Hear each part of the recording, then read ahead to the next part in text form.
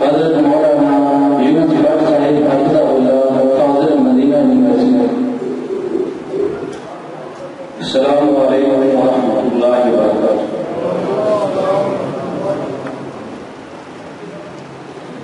الحمد للہ رب العالمین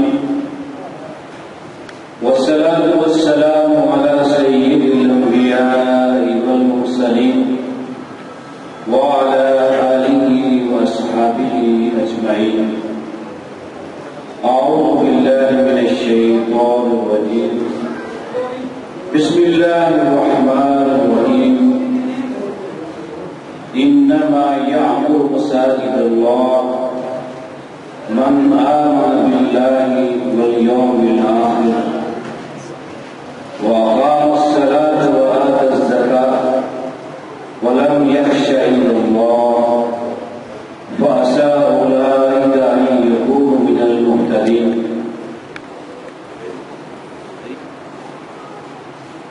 رب کائنات قرآن حکیم میں فرماتے ہیں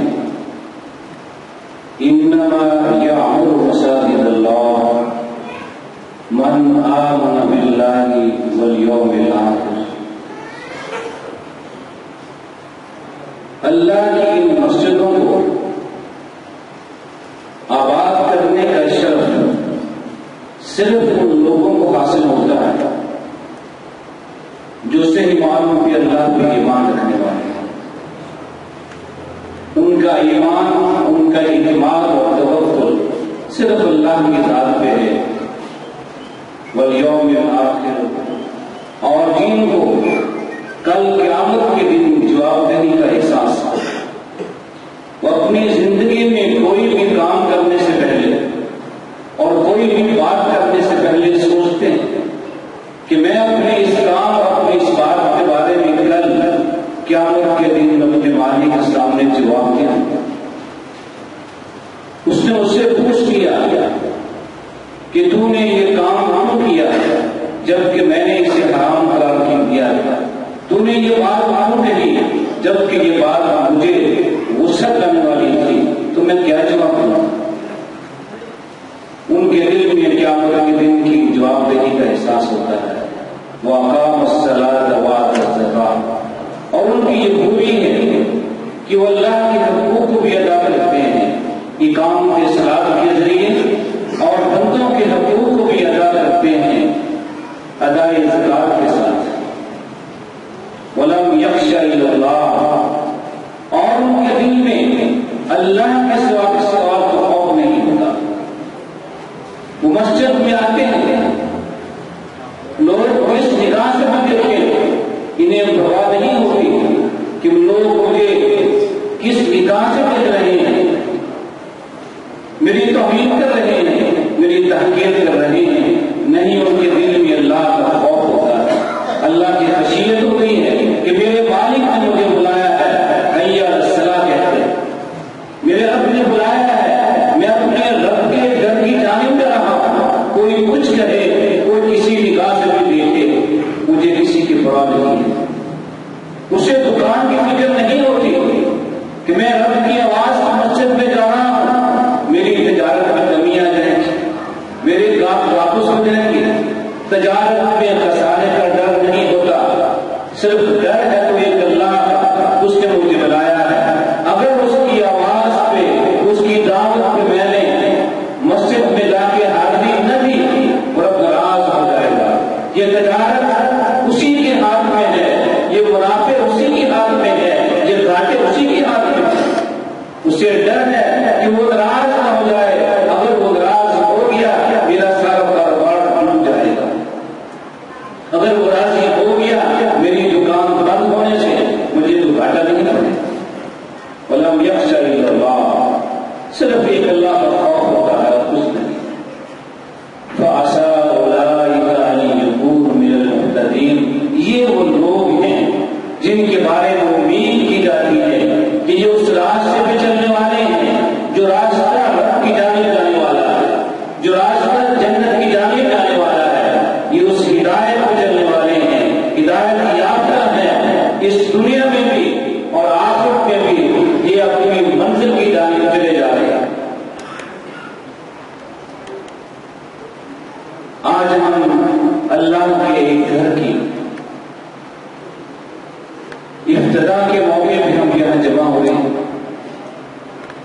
انسان اپنی زندگی میں اپنا ایک گھر بناتا ہے، دل میں بڑی خوشی ہوتی ہے، کوشش ہوتی ہے کہ میں اپنے گھر کے افراد کے لیے ہر قسم کی راحت کا سامان جمع کر لوں، ایسا گھر بنا لوں جس میں میرے گھر والوں کے لیے، میری اولاد کے لیے، میرے بچوں کے لیے، اہل و عیال کے لیے آرام اور سکون کا ہر سامان موجود ہے۔ یا کبھی ہم اپنی اولاد کے لیے مکان بناتے ہیں، مکان بنا کے کسی بیٹے کو دے دیتے ہیں، ہمیں بھی خوشی ہوتی ہے، بیٹا بھی خوش ہوتا ہے، باپ خوش ہوتا ہے کہ میرا بیٹا ایک گھر کا مالک بن گیا، جہاں اپنے دو عیال کے ساتھ وہ بڑی خوشی کے ساتھ رہے گا، آرام کے ساتھ رہے گا۔ بیٹا بھی خوش ہوتا ہے کہ میرے والد نے مجھے ایک مکان بنا کے دے دیا۔ یہ دنیا کے مکان بنا کے ہمیں بڑی خوشی ہوتی،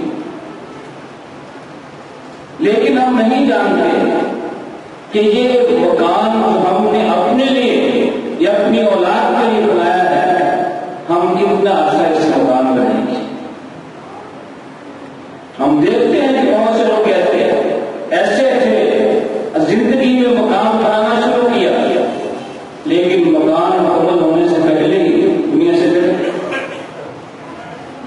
مکان بنایا، ابھی اطلاع نہیں کیا تھا، دنیا سے چلے۔ اس گھر میں رہنا نصیب نہیں ہوا جو گھر بنایا تھا اپنے لیے، اپنے گھر والوں کے لیے، اہل و عیال کے لیے۔ لیکن آج ہم ایک ایسے گھر کی ابتدا میں جمع ہوئے ہیں جو بنانے والوں نے بنایا ہے نہ اپنے لیے نہ اپنی اولاد کے لیے، بنایا رب کے نام پہ بنا دیا۔ بچے کو مکان بنا کے دے، بچہ بڑا خوش ہوتا ہے، مجھے میرے باپ کا مکان دیا۔ آج اس رب کے نام پہ یہ مکان بنا کے اس رب کے نام پہ وقف کر دیا گیا، وہ رب کتنا خوش ہوگا کہ میرے بندے نے مکان بنا کے میرے نام لگا دیا۔ اور رب کائنات اس کا صلہ بھی دیتے ہیں کہ دنیا میں مکان بنائے، انسان مر جاتا ہے، مکان سے جس کا ناتا ٹوٹتا ہے، مرنے کے بعد مکان کسی اور کا ہو جاتا ہے، اس کے مالک وارث کے اور ہو جاتے ہیں۔ لیکن انسان نے یہ مسجد، یہ بیت اللہ، اللہ کا گھر بنا کے اللہ کے نام پہ لگا دیا، یہ قیامت تک اللہ کے نام پہ رہے گا۔ مرنے کے بعد بھی اس کا جو ثواب مقدر نہیں ہوگا۔ ایک انسان زندگی میں نمازیں پڑھتا ہے، نمازی ہو، وہ پابندی بھی کرے تو دن میں 5 نمازیں پڑھتا ہے، لیکن جس نے مسجد بنائی یا مسجد کی تعمیر میں حصہ لیا، قیامت تک جتنے لوگ بھی اس مسجد میں نماز پڑھیں گے، جہاں ان کو ان کی نماز کا ثواب ملے گا، ان کے ساتھ ساتھ ان لوگوں کو بھی اتنی ہی نمازوں کا ثواب ملے گا جنہوں نے مسجد کی تعمیر میں حصہ لیا۔ یہ وہ اجر عظیم ہے، بینک بیلنس بڑھتا جائے گا قیامت تک۔ دنیا میں ہمارا مال ہوتا ہے، ہم مر جائیں جو مال اس کا ہو جاتا ہے، کوئی اور اس کا مالک بن جاتا ہے، لیکن یہ مسجد ہے، یہ دین کے کام پہ جو ہم مال خرچ کرتے ہیں، اللہ اسے قبول کر لے تو اس کا اجر ختم نہیں ہوتا۔ جب تک یہ چیزیں، یہ ادارے مساجد موجود ہیں، اس میں لوگ نمازیں پڑھتے ہیں، قیامت تک جتنے لوگ بھی نمازیں پڑھیں گے اور سب کو اپنا ثواب ضرور ملے گا، لیکن ساتھ ساتھ اتنی ہی نمازوں کا ثواب ان لوگوں کے نامہ اعمال میں لکھا جائے گا جن لوگوں نے اس گھر کو تعمیر کیا۔ یہ فرق ہے، ہم اپنے لیے مکان بنائیں، اولاد کے لیے مکان بنائیں یا اللہ کے لیے مکان بنائیں۔ ہر چیز اللہ کی ہے، لیکن اللہ کا امتحان یہی ہے کہ میں بندے کو دوں اور بندہ میرے لیے خرچ کرا۔ اللہ محتاج نہیں ہے، جو کچھ ہمارے پاس ہے اس کا عطا کرتا ہے۔ ہم کہیں سے لے کے نہیں آئے، دنیا میں آئے تو خالی ہاتھ آئے، دنیا سے جائیں گے خالی ہاتھ جائیں گے۔ ہمیں جو دیا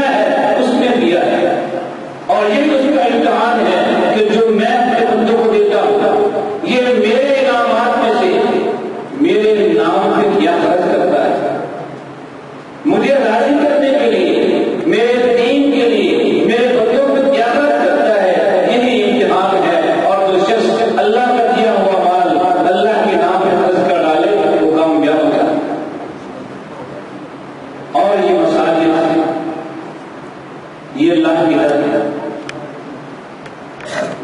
مساجد اللہ، یہ مسئلے اللہ کے ہیں، کسی اور کے نہیں۔ جو بھی مسجد بن جائے بنانے والے کی مرضی سے نکل جاتی ہے۔ جب بھی کچھ کہتے کہ یہ میرا بلاٹ مسجد ہے، سب لوگوں کی جو لوگ بھی آئے نماز پڑھیں، یہ وقف ہو جاتا ہے انسان کی مرضی سے نکل کے اللہ کے نام میں رکھتا کہ اللہ کا گھر ہے، یہ مسجد ہے اور اللہ کے لیے۔ اور جلال کو پوری زمین پہ سب سے زیادہ وہ جگہیں پسند ہیں جو جگہ اللہ کے نام کی بناتی ہے۔ وحب المساجد اللہ، وحب البلاد اللہ مساجد، اللہ کے نزدیک اس زمین کی محبوب ترین جگہیں مساجد جو اللہ کے نام پہ ہو گئی، اور جن مساجد میں اللہ کا ذکر کیا جاتا ہے، اللہ کی بات کی جاتی ہے، اللہ کے دین کی بات کی جاتی ہے، جہاں اللہ کے بندوں کی اصلاح کی جاتی ہے، انہیں راہ راست بلایا جاتا ہے، جہاں اللہ کے بندوں کو اللہ کے قریب لایا جاتا ہے، جہاں بندے اور رب کا تعلق جوڑا جاتا ہے، جہاں بندے اور معبود کا تعلق مضبوط کیا جاتا ہے، یہ جگہ ہیں، یہ مساجد اللہ تعالیٰ کو بہت پسند ہے۔ اور پوری زمین میں سب سے زیادہ محبوب جگہ اللہ کے یہاں یہ مسجد ہے۔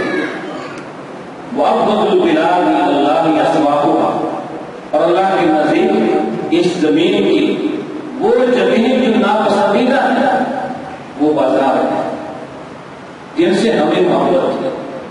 ہم صبح سے لے کے شام تک بازاروں میں رہتے ہیں، دکانوں میں رہتے ہیں، کاروبار کرتے ہیں، جہاں تک جھوٹ بولتے ہیں، جھوٹی قسمیں اٹھاتے ہیں، جھوٹے وعدے کرتے ہیں، ڈرا فریب کرتے ہیں، ملاوٹ کرتے ہیں، 2 نمبر 3 نمبر 4 نمبر مال دیتے ہیں۔ یہ جگہیں جہاں شیطان کی حکمرانی ہوتی ہے، ہم رحمان کو بھول کر شیطان کی باتوں میں آ کے بہت کچھ ایسے کام کر جاتے ہیں جو رحمان کو ناپسند ہوتا ہے، اور ہم کاروبار میں پڑھ کے اللہ کو بھول جاتے ہیں۔ وہ رب جس نے ہمیں توفیق دی، ہمارے ہاتھوں میں قوت دی، ہمارے اعضاء میں قوت پیدا کی، چلنے پھرنے کی، دیکھنے کی، سننے کی، بولنے کی، یہ قوت اللہ نے عطا کی ہے۔ یہ کاروبار کرنے کی صلاحیتیں ہمیں اللہ نے عطا کی ہیں، لیکن جب کاروبار کرتے ہوئے اس رب کی آواز آتی ہے حی علی الصلاۃ، کہ تھوڑی دیر کے لیے یہ کام بند کر کے میرے گھر میں آ جاؤ، تو ہم اس کی بات نہیں سنتے، اس کی بات نہیں مانتے۔ رب وہ اپنے بندوں کی یہ معصیتیں برداشت کرتا ہے، بہت رحمان الرحیم ہے، وہ فوری طور پر کچھ سزا نہیں دیتا، پکڑتا نہیں ہے، لیکن بندہ جو ہے ان کاروبار میں تجارت میں پڑھ کے اللہ کو بھول جاتا ہے، بھول جاتا ہے کہ کاروبار، یہ دولت، یہ پیسے کس نے دیے۔ اس لیے بازار جو ہے یہ اللہ کے نزدیک بہت ہی ناپسندیدہ جگہ ہے، لیکن ہمیں ان سے محبت ہے، اور وہ جگہ جو اللہ کو محبوب ہے ہمیں ان سے محبت بہت کم ہے۔ بہت کم لوگ ہوں گے جن کے دل میں اللہ کے گھروں کی محبت ہے۔ اور حدیث میں آتا ہے کہ قیامت کے دن 7 قسم کے لوگ عرش الہی کے سائے میں ہوں گے، جس دن کوئی سایہ نہیں ہوگا۔ گرمی کے موسم میں جب ہر طرف دھوپ ہو، سایہ ہو، آپ کے لیے باہر نکلنا مشکل ہو جاتا ہے، کاروبار کرنا، چلنا پھرنا مشکل ہو جاتا ہے، اور یہ سورج بہت دور ہے، لیکن قیامت کے دن سورج بہت قریب آ جائے گا۔ اور قیامت کی ہولناکیوں میں جہاں تو سایہ نہیں ہوگا، دھوپ شدید ہوگی، وہاں رب ذوالجلال اپنے خاص بندوں کو اپنے عرش کا سایہ ہے۔ ان میں سے ایک بندہ وہ بھی ہے قلبہ معلق بالمساجد، جس کا دل مسجد کے ساتھ معلق ہے، جڑا ہوا ہے۔ وہ مسجد میں آئے تو سکون ملتا ہے، اس کا دل پرسکون ہو جاتا ہے۔ مسجد چھوڑ کے باہر جائے تو بے چین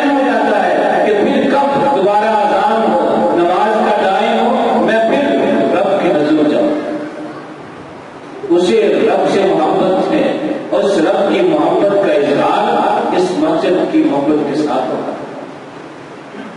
آج کسی دوست کا فون آ جائے جس سے بڑی محبت ہے، کسی پیاری ہستی کا فون آ جائے، ہم فون پہ باتیں کرتے ہیں، گھنٹوں گزر جاتے ہیں، ہمیں فکر نہیں ہوتی ٹائم گھنٹہ گزر گیا۔ لیکن جب اللہ کے گھر میں آئے، اللہ سے بات کر رہے ہوں، اللہ سے مناجات کر رہے ہوں، تو پھر بڑا احساس ہوتا ہے کہ آج 10 منٹ سے لمبی نماز ہوگی، آج جماعت لمبی ہوگی۔ یہ محبت اگر ہے، اللہ کی محبت ہے، تو پھر یہاں ٹائم کا احساس کیوں؟ اور دوستوں کے ساتھ محبت ہو، وہاں ٹائم کا احساس نہیں ہوتا۔ دوستوں میں بیٹھے باتیں کر رہے ہیں، گھنٹے گزر جاتے ہیں، فکر نہیں ہوتی، پرواہ نہیں ہوتی، دوست ہے تو پھر لگا رہے ہیں، باتیں کرتے ہیں۔ لیکن جب رب کے ساتھ باتیں کر رہے ہیں تو پھر بڑا احساس ہوتا ہے کہ کب ٹائم بہت گزر گیا ہے، ٹائم زیادہ لگ گیا۔ نہیں، اپنے دلوں کو ڈٹوریے، دلوں میں محبت کس کی ہے؟ رب کی محبت ہے یا کسی اور کی محبت ہے؟ رب کی محبت پر محبت جگانے کیجیے۔ آپ کے پیارے ہیں، محبوب ہستیاں ہیں، ان سے محبت کیجیے، اولاد سے، گھر والوں سے، دوستوں سے محبت کیجیے، لیکن سب کی محبت رب کی محبت کے تابع۔ جب رب بلائے تو پھر ساری محبتیں وہاں بھول جائیں، رب کی بات مان کر رب جو کہتا ہے وہ کیجیے۔ یہ رب کی محبت کا تقاضا ہے کہ اس کا دل مسجد کے ساتھ جڑا ہوتا ہے۔ مسجد میں آئے تو سکون ملتا ہے، مسجد سے باہر چلا جائے تو پھر چین ہے۔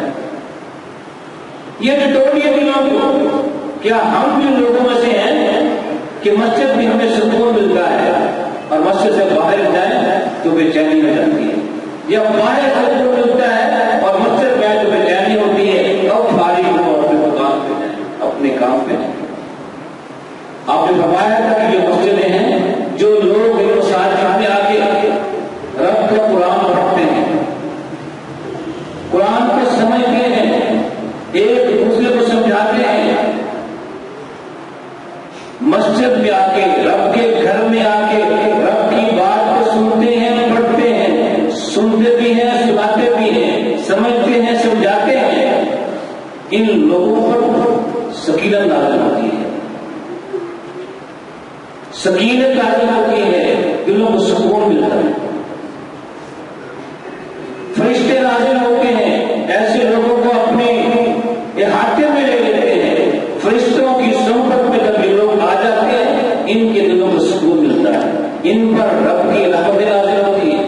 جو مسجد میں آ کے قرآن پڑھتے ہیں، قرآن کو سمجھتے ہیں، ان کے دلوں کو سکون ملتا ہے، رب کی رحمت نازل ہوتی ہیں، رحمت کے فرشتے ان کو اپنی لپیٹ میں، اپنی آغوش میں لے لیتے ہیں۔ وَذَكَرَهُمُ اللَّهُ فِي مَنْ عِندَهُ، اور رب کائنات آسمانوں میں فرشتوں کے یہاں ذکر کرتے ہیں کہ دیکھو یہ میرے بندے مجھ سے محبت کرنے والے، میں ان سے محبت کرتا ہوں۔ جب رب کسی بندے سے محبت کرتا ہے تو آسمان کو آواز دیتا ہے کہ جبرائیل، میں فلاں بندے سے محبت کرتا ہوں، تو بھی محبت کر۔ جب کوئی بندہ رب کا محبوب بن جائے، رب سے محبت کرے، اس کی محبت کے جواب میں اسے رب کی محبت مل جائے، تو رب کائنات آسمانوں میں اعلان کرتے ہیں کہ جبرائیل، مجھے فلاں بندے سے محبت ہے، تو اس سے محبت کر۔ پھر جبرائیل اس سے محبت کرتے ہیں اور آسمانوں میں اعلان کرتے ہیں کہ آسمان کے فرشتوں، اللہ تعالیٰ فلاں بندے سے محبت کرتے ہیں، میں بھی اس سے محبت کرتا ہوں، تم بھی اس سے محبت کرو۔ تو رب کی محبت، جبرائیل کی محبت اور تمام فرشتوں کی محبت اس بندے کو مل جاتی ہے جو بندہ رب کے گھر میں آ کے اس کے قرآن پڑھتا ہے۔ یہ رب کی رحمتیں ہیں۔ اسی طرح جب کوئی شخص اپنے گھر سے وضو کر کے مسجد میں آتا ہے تو اس کو رب اپنی رحمتوں میں لپیٹ لیتا ہے، اپنی رحمتوں کے آغوش میں لے لیتا ہے۔ جب وضو کرتا ہے تو اپنے ہاتھوں کو دھوتا ہے، ہاتھوں کے ساتھ جو گناہ کیے تھے سارے معاف ہو۔ پھر چہرے کو دھوتا ہے، چہرے کو صاف کیا، اس کی آنکھوں سے، اس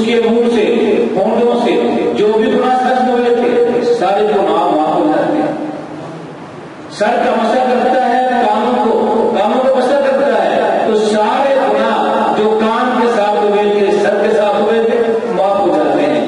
بازو ہوتا ہے پاؤں ہوتا ہے ان اعضاء کے ساتھ جو گناہ کیے تھے سارے گناہ معاف ہو جاتے ہیں. یہ رب کی رحمت کہ جو رب کی آواز پہ لبیک کہتے ہوئے نماز کی تیاری کرتے ہوئے وضو کرتا ہے تو وضو کرنے کے ساتھ ہی اس کے جسم کے سارے اعضاء کے گناہ معاف ہو جاتے ہیں.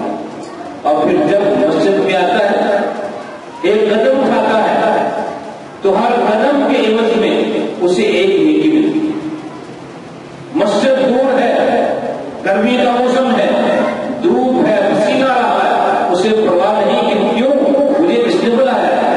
اس رب نے جو سب سے بڑا شہر کا کسی نہیں بلکہ وہ ذات ہے جو سب سے بڑی ہے، ضلع کا بڑا نہیں ہے، صوبے کا بڑا نہیں ہے، بلکہ پوری کائنات کا مالک ہے.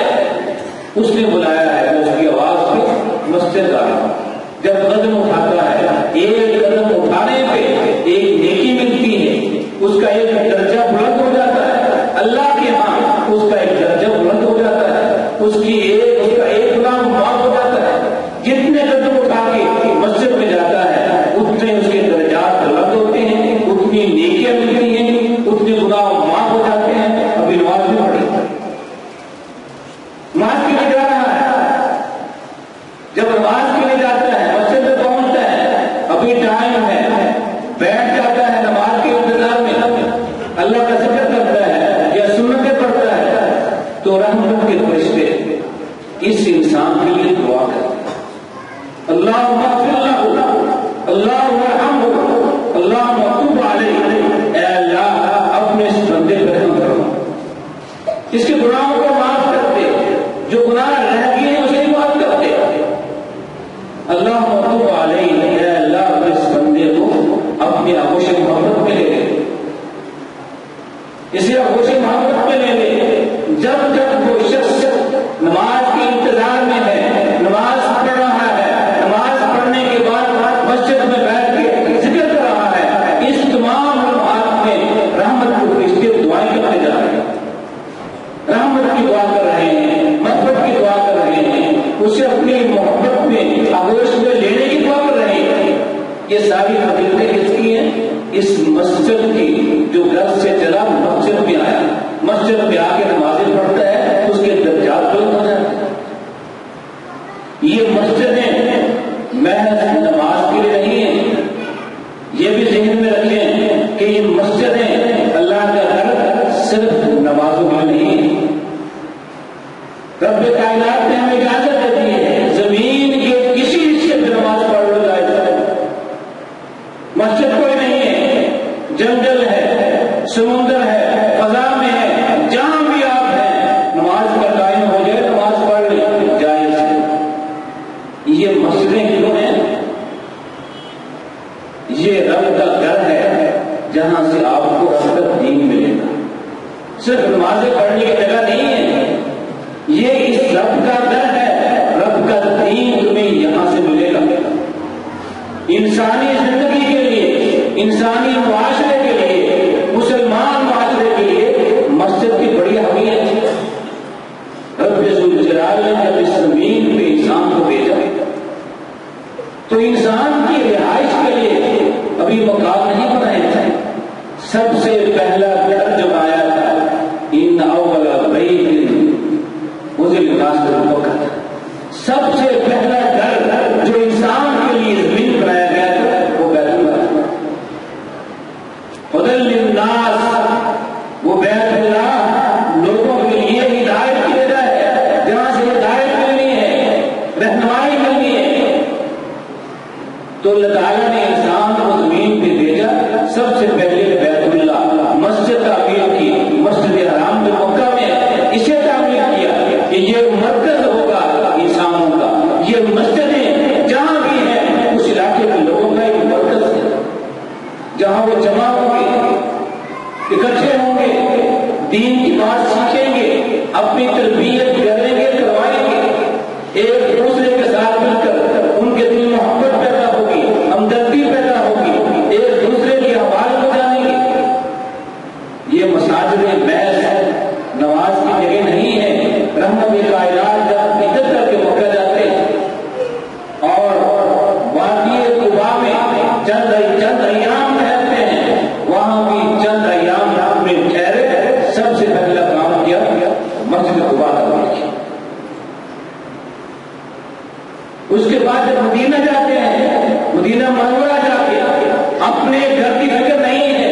کہ میں نے اپنا گھر بنانا ہے، میری بیویاں ہیں، میرے بچے ہیں، گھر پہ رہیں کہ نہیں، فکر تھی تو مسجد کی، سب سے پہلے جا کے مسجد کی جگہ کا انتخاب کیا، مسجد نبوی بنائی اور امت کو درس دیا اپنے گھر کی فکر نہ کرو، فکر کرو مسجد کی، تمہارے محلے میں، تمہارے معاشرے میں اللہ کا گھر ہونا چاہیے، یہ اللہ کا گھر، یہ مسجدیں رب کی رحمتوں کے نزول کی جگہ ہے، تمہیں یہاں سکون ملے گا، اطمینان ملے گا، تمہیں رب کا دین ملے گا، تمہیں ہدایت ملے گی، سب لوگ یہاں جمع ہو کے ایک دوسرے کے حوال جانو گے، دلوں میں ہمدردی پیدا ہوگی، غم خوشی میں شریک ہوگی۔ یہ مسجد محض نماز کی جگہ نہیں، اس کی اتنی اہمیت ہے کہ اپنے گھر سے پہلے، سب سے پہلے اللہ کی حقیقت کرنی چاہیے۔ اور پھر اس زمانے میں بھی یہ مسجد محض نماز کی جگہ نہیں بلکہ سرٹیفکیٹ، وہ عدالت بھی تھی، عدالتی فیصلے ہوتے تھے، سرکاری فیصلے ہوتے تھے، سرکاری وفد آتے تھے، جتنے وفد آتے تھے سارے مسجد میں آتے تھے، جو بھی احکامات جاری ہوتے، جو بھی جہادی لشکر بھیجے جاتے سب مسجد سے بھیج جاتے۔ یہ مرکز کا مسلمانوں، یہ مسلمانوں کو جمع کرنے کا ایک مرکز ہے، بیت اللہ ساری امت کے مسلمانوں کا ایک مرکز ہے۔ اسی طرح ہر مسجد کسی محلے میں ہو، کسی شہر میں ہو، یہ لوگوں کی اجتماع کی جگہ ہے جہاں مسلمان جمع ہوتے ہیں۔ ان گھروں کی بڑی اہمیت ہے، اور رب نے جب یہ گھر تعمیر کیے تو اس کی صفائی کا خاص اہتمام کیا، اپنی نبی کو، اپنے خلیل کو کہا کہ تو نے میرا گھر تعمیر کر دیا ہے، بیت اللہ کی تعمیر کر دی ہے، اب تحقیرال بیت للطائفین والعاکفین، اب میرے گھر کو صاف بھی رکھنا ہے، صرف بنانا کام نہیں ہے، اس کو جو یہاں لوگ آئیں گے طواف کرنے کے لیے، اعتکاف کے لیے، نماز پڑھنے کے لیے، ان کی خاطر نمازیوں کے لیے اس گھر کی صفائی بھی کرنی ہے۔ کسے کہا جا رہا ہے؟ ابراہیم اور اسماعیل سے، باپ بیٹے سے، جو اللہ کا خلیل بھی ہے، جو خلیل کا بیٹا ہے سب سے، اور جو انبیاء کا باپ ہے، جسے اعزاز ہے ابو الانبیاء ہونے کا، اس نبی سے کہا جا رہا ہے کہ میرے گھر کی صفائی کریں۔ یہ مسجدوں کی صفائی کوئی چھوٹا سا کام نہیں ہے، مسجد نبوی کی صفائی بھی بہت کیا کرتے ہیں۔ ایک دن وہ نظر نہیں آئی، آپ پوچھتے ہیں کہ وہ ایک اور صفائی کرتی ہے، نظر کہاں ہے؟ آج رات کو بہت ہو گئی تھی، ہم نے آپ سے بتایا نہیں کہ آپ رات کو بیراب ہوں گے، اسے دفن کر دیا، تو آپ خود قبرستان میں اس کی قبر پہ کھڑے ہو کے وہاں نماز رضا کہ وہ عورت جو اللہ کے گھر کی صفائی کرتی تھی کوئی معمولی عورت نہیں ہے، کوئی معمولی کام نہیں کرتی تھی۔ ایک دن آپ نے خود دیکھا کہ مسجد نبوی کے ایک دیوار پہ برتن لگی ہوئی، کسی نے دھوکا اور وہ تھوک دیوار پہ لگی، آپ نے وہ دیکھ کر غصے کا اظہار کیا کہ اللہ کے گھروں کا یہ کام کر رہے ہیں، مسجد میں تھوکتے ہوتے اور اپنا تھوک دیواروں پہ لگاتے ہوتے۔ آپ نے کسی سے نہیں کہا اس کو صاف کرو، خود اپنے ہاتھوں سے اس کو صاف کرو۔ یہ اللہ کا گھر ہے، اس کی صفائی کرنا ہم پہ لازم ہے۔ اپنے ہاتھوں سے صفائی اس کو صاف کیا، پھر خوشبو ہو گئی اور وہ جگہ بہت سبل گئی۔ ہمیں درس دیا کہ یہ اللہ کے گھر ہے، اپنے گھروں کی صفائی کا خیال کرتے ہو، ان کا وہ خیال رکھا، اس کا تقدس دل میں بٹھایا کہ یہ کوئی جگہ معمولی نہیں ہے، بڑی مقدس جگہ ہے۔ اگر پیاز آیا ہے، لہسن کھایا ہے، تمہارے منہ سے مہک آ رہی ہے، اس مہک کے ساتھ اس جگہ کی آئی، اس کی عظمت ہے، اس کا تقدس ہے، اللہ کا گھر ہے۔ اگر تمہارے منہ سے بو آ رہی ہے، وہ لہسن کی ہے یا پیاز کی ہے، اس گھر میں نہیں آنا ہے جب تک تمہارا منہ صاف نہ ہو جائے۔ وہ چیزیں حلال تھی لیکن مہک تھی، منع کر دیا کہ جب تک منہ سے مہک آئے مسجد میں آؤ گی، یہاں جو اللہ کے بندے نمازی ہیں ان کو اذیت ہوگی، اور رب کے فرشتے یہاں موجود ہیں، فرشتوں کو اذیت ہوگی۔ تمہارے منہ سے جب یہ لہسن اور پیاز کی مہک آئے گی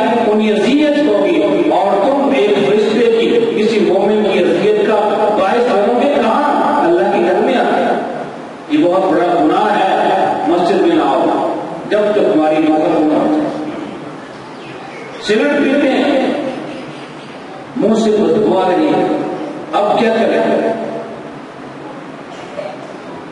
اب بھی یہی ہے کہ سگریٹ کی بو منہ میں آدموں سے آ رہی ہے، مسجد میں نہ آئے۔ رب کا حکم ہے، اس کا تقدس سے، اس کی عظمت سے تمہارے منہ سے بو نہیں آنی چاہیے، اس لیے وہ چیزیں چھوڑ دیجیے جن کی بو ہمیشہ منہ میں رہتی ہے، کبھی ختم نہیں ہوتی۔ لہسن پیاز حلال ہے، جائز ہے، اسے کھانے کے بعد کچھ دیر بعد مہک زائل ہو جاتی ہے، وہ اور چیز کھا لیں مہک زائل ہو جاتی ہے، لیکن سگریٹ کی بو زائل نہیں ہوتی۔ مسجد میں آئیں گے تو نمازیوں کو اذیت ہوگی، فرشتوں کو اذیت ہوگی، رب ناراض ہوگا، راضی نہیں ہوگا، اس لیے وہ کام چھوڑ دیجیے جن کے ساتھ فرشتوں کو اذیت ہوگی۔ یہاں تک آپ نے فرمایا کہ جمعے کے دن تم جمعہ پڑھنے آتے ہو، سب لوگ جمع ہوتے ہیں، اگر تمہارے جسم سے پسینے کی بو آ رہی ہے، یہ چیز بھی باقیوں کے لیے اذیت کا باعث ہے، لہٰذا جمعے کے دن خاص اہتمام کرو، اسے کرنے نہا کے آؤ، صاف لباس پہنو تاکہ تمہارے جسم سے پسینے کی بو بھی نہ آئے تو کسی کی تکلیف کا باعث ہے۔ یہ تقدس ہے مساجد کا، اللہ کی طرف، ان کا ہمیں خیال رکھنا چاہیے کہ اللہ کے گھر ہیں، ہم اپنے گھروں کی صفائی کا خیال رکھتے ہیں، ان کی صفائی کا بھی خیال رکھنا چاہیے، اور ہمیں ہر کوشش کرنی چاہیے مساجد کو آباد کرنے کی۔ جو شخص مسجد میں آ جائے ہمارے رویے سے وہ مسجد سے دور نہ ہو۔ آج ہمارے رویے ہوتے ہیں، کوئی اجنبی مسجد میں آ جائے ہم اس انداز سے اسے پیش آتے ہیں کہ آئندہ وہ توبہ کرتا ہی ہمارے سے نہیں، وہ جیسا بھی ہے، اچھا ہے برا ہے، گندا ہے یا پاک ہے، اس سے قدر ہے۔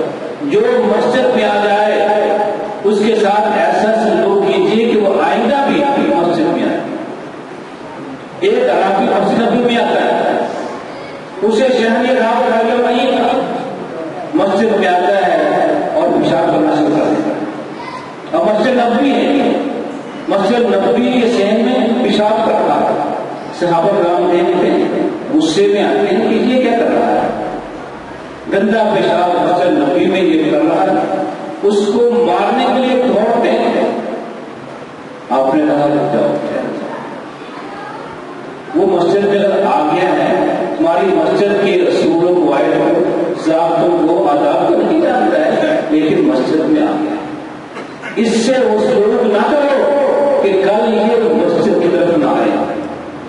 ہم نے لوگوں کو اس گھر میں بلانا ہے، ہمارے رویے ہمارے انداز ایسے ہونے چاہیے تو جو ایک بار مسجد میں آ جائے ہمارے رویوں سے اس کے دل میں کشش پیدا ہو، وہ بار بار آئے۔ اس نے پیشاب کر لیا، اب بھاگے، اب اٹھو پانی لے کے آؤ، اس کو صاف کرو، اسے کچھ نہیں کہنا تم نے، اس نے پیشاب کر دیا، گندگی پھیلا دی، اسے کچھ نہیں کہنا ہے، اب تم جاؤ پانی کی بالٹی لاؤ، تیرا وہ صاف۔ پھر آپ کو خود بلایا، اسے سمجھایا کہ مسجدوں میں یہ کام نہیں کی جاتے، بڑے محبت سے کرا، پیار کے ساتھ اچھے انداز سے بات کی، اسے سمجھ آنا۔ اس لیے ہمارے رویے مساجد میں ایسے نہیں ہونے چاہیے، تو اجنبی آیا ہے تو آئندہ وہ مسجد میں آئے نہیں، ہر ایک کے ساتھ محبت اور پیار سے پیش آئیں اور ایسے انداز سے پیش آئیں کہ لوگ آپ کے قریب آئیں، آپ کے پاس آپ کے پیر رکھنا، آپ کے پاس ہونا پسند کریں۔ یہ مسجدیں ہمارا گھر نہیں ہے، اللہ کا گھر ہے، اللہ کے دین کی بات کرنی ہے، لوگوں کو اللہ کے قریب کرنا ہے، اللہ کے دین کی جانب بلانا ہے۔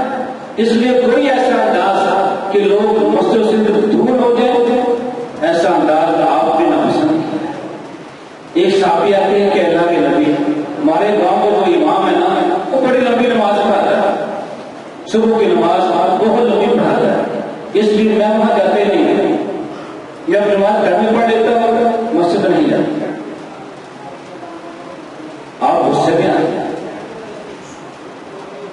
اس آدمی پہ نہیں، اس امام پہ، امام کو ڈالا کہ تم کیا کر رہے ہیں، تمہارے رویوں سے، تمہارے اس انداز سے لوگ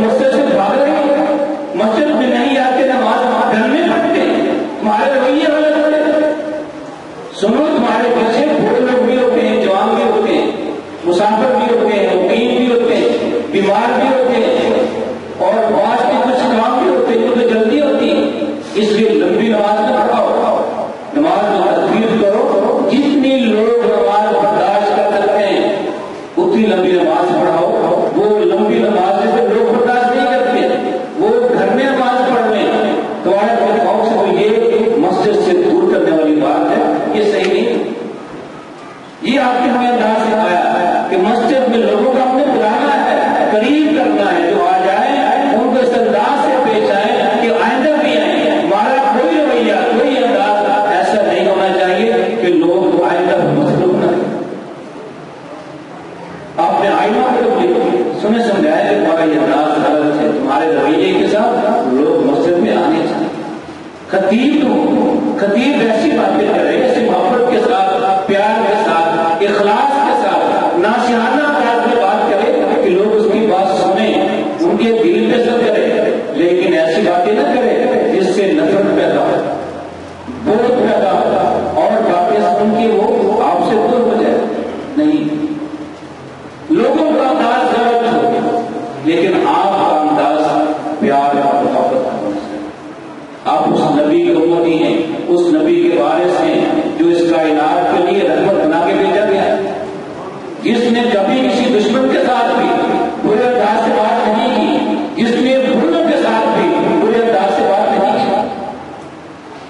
کی۔ ایک مرتبہ ایک آدمی آپ کے پاس آ رہا تھا تو آپ نے اپنی بیوی سے کہا کہ یہ شخص آ رہا ہے بے صاحب الاشیاء، یہ اپنے گاؤں کا بڑا انسان ہے، اچھا بھی نہیں ہے، لیکن جب آپ کے پاس آیا آپ سے باتیں کی تو آپ نے بڑے اچھے انداز سے بات کی، اچھے انداز اس کا استقبال کیا، اسے اچھے انداز سے باتیں کی۔ جب وہ چلا گیا تو پوچھتی ہے اللہ کے نبی، آپ نے کہا کہ برا انسان ہے لیکن آپ کا انداز برا نہیں۔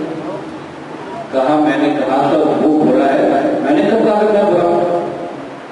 میں تو برا نہیں ہوں۔ اگر برے آدمی کے جواب میں اس کے مقابل میں آپ برے کر رہے ہیں تو فرق کیا ہوگا؟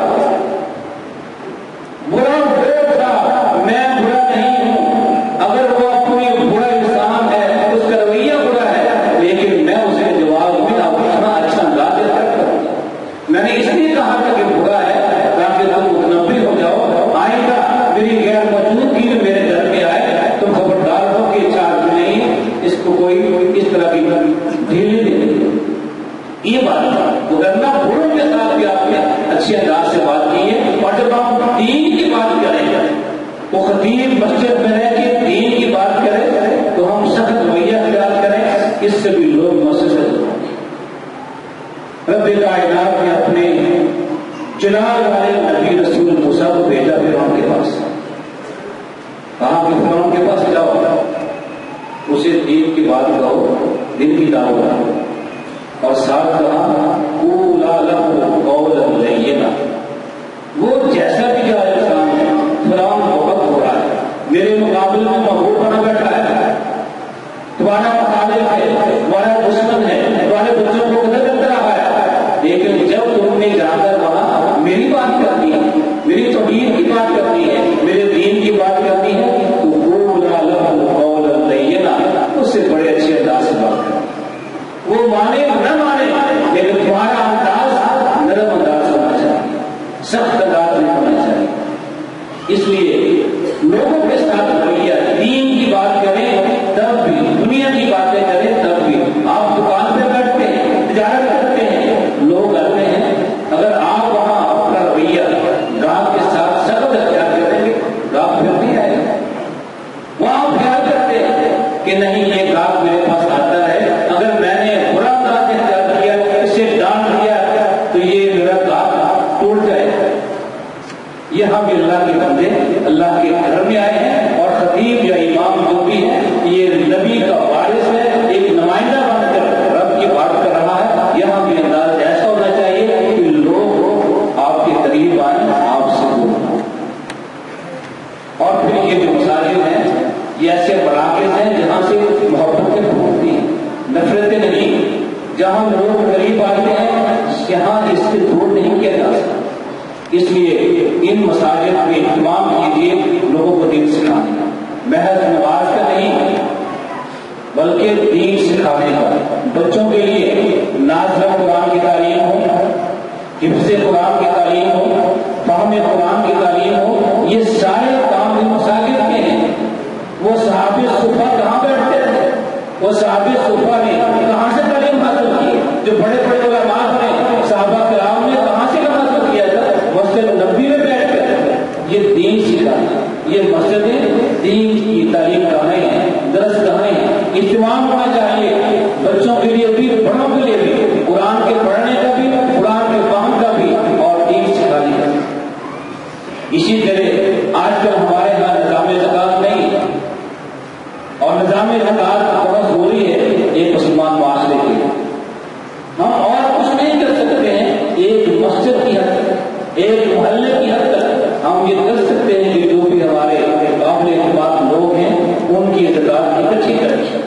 کم از کم جن کو ہم جانتے ہیں اپنے گردروا میں، یہ غریب ہیں، سفید پوش ہیں، کسی سے مانگتے نہیں ہیں، لیکن گھر میں کھانے کا سامان نہیں، ان کا خیال کیا ہے؟ یہ نمازیں ہم اکٹھی پڑھتے ہیں، واجبات پڑھتے ہیں، اسی لیے ایک دوسرے کے احوال معلوم کریں۔ آج مسجد میں فلاں بھی نہیں آیا اور نماز پڑھنے کیوں نہیں آیا؟ بیمار ہے، کہیں گیا ہوا، یہ سب باتیں معلوم کریں۔ یہ مقصد ہے جب نماز واجبات پڑھتے ہیں۔ اگر کوئی غریب ہے، مقبول الحال ہے، تو اس طرح یہ فنڈ اکٹھا کر کے بیت المال بنائیں، بے شک محدود ہو، لیکن ہونا چاہیے تاکہ آپ کی مسجد کے لوگ، آپ کے محلے کے لوگ کم از کم اس طرح سے بھوکے رہے، پیاسے رہے، ان کا بھی خیال کریں۔ یہ بھی ایک نظام صلاح کے ساتھ ساتھ نظام زکوٰۃ کا اہتمام کریں۔ اس کی بڑی برکتیں ہوں گی۔ قابل اعتماد لوگ جو امین ہیں، صالح ہیں، انہیں آگے نہ کیجیے، صرف مولویوں کو نہیں، نہ خطیب کو۔ یہ کام ثابت ہے، خود آگے بڑھیں، خود فنڈ جمع کریں، زکوٰۃ اکٹھی کریں، اور لوگوں کو تلاش کریں ہمارے محلے میں کون لوگ ہیں جو غریب ہیں، مسکین ہیں، جن کے بچوں کے فیسیں نہیں ہیں، اسکول کی کتابوں کے پیسے نہیں ہیں، گھر میں کھانے کا سامان نہیں ہے، رمضان کی افطاری صحیح کا سامان نہیں ہے، وہ اہتمام آپ کیجیے۔ اس طرح پھر دیکھیے کہ مسجدیں کیسے آباد ہوتی ہیں، کیسے ان کے نمازی پڑھتے ہیں۔ آج نمازی نہیں ہے، ماضی بہت کم ہے، کیوں؟ وہ مقاصد جو مساجد کے تھے ہم نے ان کو فراموش کر دی ہے۔ یہی سمجھا ہے کہ بس مسجد نماز پڑھنے کی جگہ ہے، نمازوں کے لیے، اور پیشاب کرنے کی جگہ ہے ہم لوگوں کے لیے۔ کہاں جا رہے ہو؟ پیشاب کرنے مسجد۔ یہ جو نماز نہیں پڑھتے ہیں وہاں بھی پیشاب کرتے ہیں، نماز کی نماز پڑھتے ہیں، باقی خدا جو ہے ان مساجد میں ان کا خیال کیجیے، ان سے مسجد آباد ہوگی۔ اللہ ہمیں توفیق عطا فرمائے کہ ہم ان مسجدوں کو آباد کرنے والے بنے، اور جن لوگوں نے بھی اس مسجد کی تعمیر میں جس طرح حصہ لیا ہے اللہ اسے قبول فرمائے۔ اور یقین کیجیے کہ اللہ کی راہ میں جو ہم مال خرچ کرتے ہیں اس کے ساتھ مال میں کمی نہیں آتی۔ شیطان ہمیں کہتا ہے، دل میں بات ڈالتا ہے، جب الفقر ہمیں فقیری کا ڈراوا دیتا ہے کہ مال خرچ کیا نا تو خود فقیر ہو جاؤ گے، مال کا ہو جائے گا۔ لیکن یہ شیطان جب کوئی ایسے برے واقعات ہیں وہاں کہتا ہے خوب خرچ کرو، کہیں جو ڈوبل والے آ جائیں، مراسی آ جائیں، کہاں آتش بازی کرنی ہے وہ کہتا ہے خوب خرچ کرو، لیکن جہاں کسی غریب کو دینا ہوگا، اللہ کے نام پہ دینا ہوگا، وہاں ڈراتا ہے کہ اگر دو گے نا تو یہ معلوم کرنی آ جائے گی۔ نہیں، یہ شیطان کی بات ہے۔ رب کا یہ وعدہ ہے کہ جو بھی میری راہ میں خرچ کرے گا میں اس کو اس سے زیادہ دوں گا، جتنا خرچ کرے گا اس سے زیادہ دوں گا۔ اور یہ بات رب کی ہے، اس کے رسول کی ہے، حق ہے، سچی ہے، اسے آزمائیے نا، آزمانے کے لیے نہیں، اس بات کو یقین کر کے کہ رب کی بات سچی ہے، ہمیں ایسا کرنا ہے، رب کے لیے خرچ کیجیے، پھر آپ دیکھیں گے کس طرح آپ کے مال میں برکتیں ہوتی ہیں، مال بڑھتا ہے۔ تو اللہ تعالیٰ تمام اصحاب الخیر کے صدقات اور مال قبول فرمائے۔ اصل چیز قبولیت کی، بیت اللہ کی تعمیر ہوئی، خلیل اللہ نے تعمیر کیا اور پھر دعا کی ربنا تقبل منا انک انت السمیع العلیم، کیا اللہ کا تو بنا دیا ہم نے، تیرا گھر تعمیر کر دیا، لیکن بات قبولیت کی، عمل کرنے کے بعد ہم سے دعا کی ہے، ہمیں بھی سمجھایا کہ بہت بڑا کام کرنے کے بعد بھی کسی فخر میں بڑھنے نہ جاؤ کہ میں نے بہت بڑا کام کر لیا، نہیں،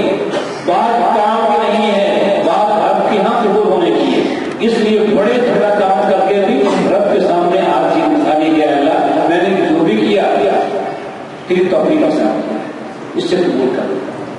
رب سے قبولیت کی دعا کیجیے کہ اللہ تعالیٰ کیسے قبول فرما لے، اور قبول کر لیں گے تو پھر باقی نجات اور کامیابی ہے۔ اللہ تعالیٰ ان تمام لوگوں کے اعمال و صدقات قبول فرمائے، ان کی عمر میں، صحت میں، اولاد میں، ایمان میں، ہمارے صالح برکت کرے، اور دوسرے لوگوں کو ترغیب دے کہ وہ بھی اس طرح دین کی راہ میں بڑھ چڑھ کے حصہ لیں۔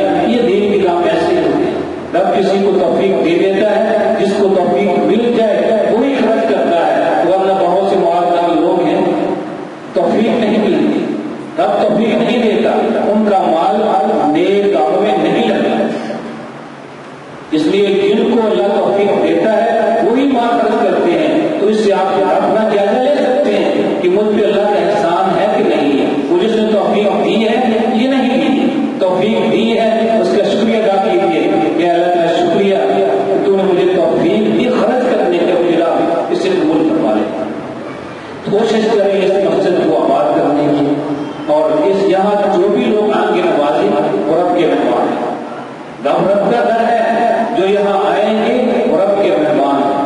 رب اپنے مہمانوں کے ساتھ جو بھی اس حج و ثواب کی بات کرے اس کا کام ہے، لیکن ہمارا بھی فرض ہے کہ اس مسجد میں رب کے گھر میں جو لوگ آنے والے ہیں ان کی سہولت اور آرام کا اہتمام کریں، تاکہ یہ لوگ اچھے طریقے کے ساتھ، آرام کے ساتھ، سکون کے ساتھ اللہ کا ذکر کریں، نوافل پڑھیں، نمازیں پڑھیں، قرآن پڑھیں، سکون کے ساتھ بیٹھ کے یہ کام کریں۔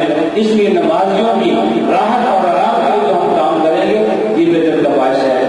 اللہ تعالیٰ ہماری یہ ساری محنت کو فرمائے اور ہمیں نیکی کی توفیق عطا فرمائے۔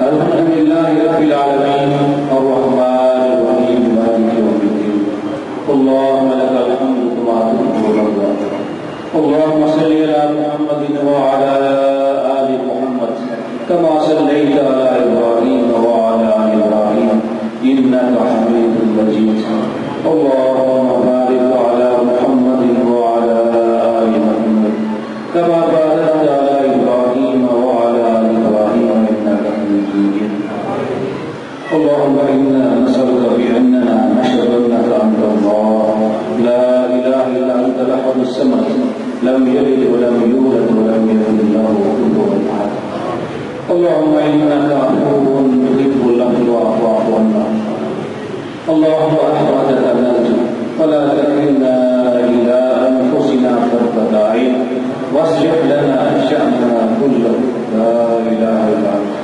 اللهم إنا نعوذ بك من زوال نعمتك وتحول عافيتك وفجاءة نعمتك وجميع سخطك۔ اے اللہ تو بہت مہربان ہے، اپنے بندوں سے بڑی محبت کرنے والا ہے، ہم تیرے بندے ہیں، تجھ پہ ایمان لانے والے ہیں۔ اے اللہ ہم سب کے تمام گناہوں کو معاف فرما دے۔ اے اللہ ہم نے جو بھی گناہ کیے ہیں، تیری معصیتیں کی ہیں، نافرمانی کی ہیں، اے اللہ سب کو معاف فرما دے۔ اے اللہ ہمیں اپنے برے اعمال کے برے اثرات سے محفوظ رکھ، ہمیں گناہوں سے پاک کر دے، گناہوں سے دور رہنے کی توفیق عطا فرما۔ اے اللہ ہمیں نیک اعمال کی، اچھے کاموں کی توفیق عطا فرما۔ اے اللہ ہمیں اپنے دین کا استقامت عطا فرما، اپنے دین پہ چلنے کی توفیق عطا فرما۔ اے اللہ ہمیں توفیق عطا فرما، ہم تیرے دین کے لیے کام کریں، تیرے گھروں کو آباد کریں، تیرے گھروں کو آباد رکھیں، تیری رضا کے لیے ان مساجد کو آباد کریں، خود بھی یہاں ان مساجد پہ آ کے اپنے فرائض کو ادا کریں، نمازوں کو ادا کریں، تیرے دین کی سربلندی کا ذریعہ بنے۔ اور اے اللہ یہ مساجد ہمارے لیے، ہمارے معاشرے کے لیے، ہماری قوم کے لیے خیر برکت کا باعث بنا دے۔ اے اللہ یہ مسجد بھی جن اصحاب نے بھی اللہ اس کی تعمیر میں حصہ لیا سے قبول فرما لے۔ اے اللہ اس مسجد کو اپنے دین کا ایک بہت بڑا مرکز بنا دے، دین کی اشاعت کا، دین کی تبلیغ کا۔ اے اللہ اہل محلہ کے بچوں کی تعلیم، ان کی تربیت کا ایسا مرکز بنا دے۔ اے اللہ تبلیغ عطا فرما، یہ اس مسجد کے ذریعے تم کو جوار کے تمام مسلمانوں کی رہنمائی رہنمائی کریں، انہیں مساجد میں کے قریب کریں، تیرے قریب کریں، تیرا محبوب بنا دیں، تیرا مقرب بنا دیں۔ اے اللہ اس مسجد کو قیامت تک آباد رکھ، اس کو اس کے مصر پیدا فرما، اور اے اللہ اس کے بنانے والوں کی، اس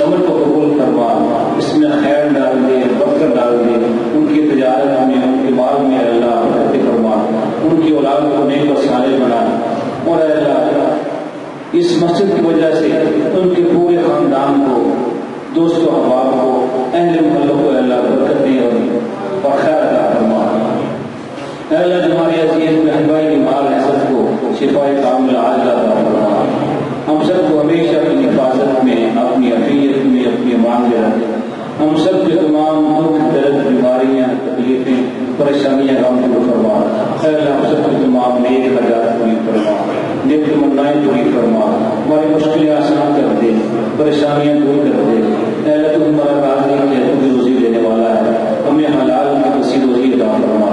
تو ہمیں جو بھی عطا فرمائے اللہ تیرا عطا کرتا ہے بابرکت ہو۔ اے اللہ ہماری اولادوں کو نیک بنا دے، آنکھوں کی ٹھنڈک بنا دے، دل کا سکون بنا دے۔ اے اللہ ہماری اولادوں کو ایسے کام کرنے کی توفیق عطا فرما جس سے اس دنیا میں ماں باپ کا نام روشن ہو، جس سے ماں باپ کو خوشی ہو، مسرت ہو، اور جس سے قیامت کے دن ماں باپ کی نجات ہو جائے۔ اور اے اللہ ہمارے وہ عزیز بہن بھائی جو اولاد کی نعمت سے محروم ہیں، اے اللہ ان کو بھی صحیح اولاد بنا دے، انہیں بھی ایک بیٹے بیٹیاں عطا فرما۔ اے اللہ جو بیٹے مانگتے ہیں بیٹے عطا کر دے، جو بیٹیاں مانگتے ہیں بیٹیاں عطا کر دے۔ تو اللہ سب کی اولادوں کو ماں باپ کے لیے خوشی کا سامان بنا، مسرت کا سامان بنا۔ کسی کی اولاد کا اللہ ماں باپ کے لیے دکھ کا سامان بنا، پریشانی کا ذریعہ نہ بنا۔ اے اللہ سب کی اولادیں ماں باپ کے لیے خوشی کا ذریعہ بنے، نیک بنا دے، فرما بردار بنا دے۔ اے اللہ ہمیں توفیق عطا فرما، ہم اپنی اولادوں کی صحیح تربیت کریں، تیرے دین کے مطابق، تیرے قرآن کے مطابق اپنی تربیت کریں، انہیں تیرے دین کی جانب لے کے آئیں۔ اے اللہ ہمیں بھی اپنا فرمانبردار بنا دے، ہماری اولاد کو بھی اے اللہ تو ہی توفیق دینے والا ہے، ہمارے بے اولاد بہن بھائی کو سب کی اولاد بنا دے۔ اے اللہ ہمارے وسیع بہن بھائی جو ہم سے جدا ہو کے تیرے پاس آمد ہیں، اے اللہ سب کے گناہوں کو معاف فرما، سب کے درجے بلند فرما، سب کے گناہوں کو معاف فرما دے، ان کی نیکیاں قبول فرما لے۔ اے اللہ تو سب کو اپنی رحمت کے ساتھ جنت والا مقام عطا فرما، انہیں قبر کے عذاب سے محفوظ فرما، جہنم کے عذاب سے محفوظ فرما، جنت والا مقام عطا فرما۔ اے اللہ ہمیں توفیق دے کہ فقیر زندگی ہے تیری اطاعت میں گزرے، ہمیں موت آئے تو ایمان کی حالت میں آئے، تیری اطاعت کی حالت میں آئے۔ اے اللہ پاکستان کی حفاظت فرما، عالم اسلام کی حفاظت فرما، مسلمان جہاں مظلوم ہے اللہ کی امداد فرما۔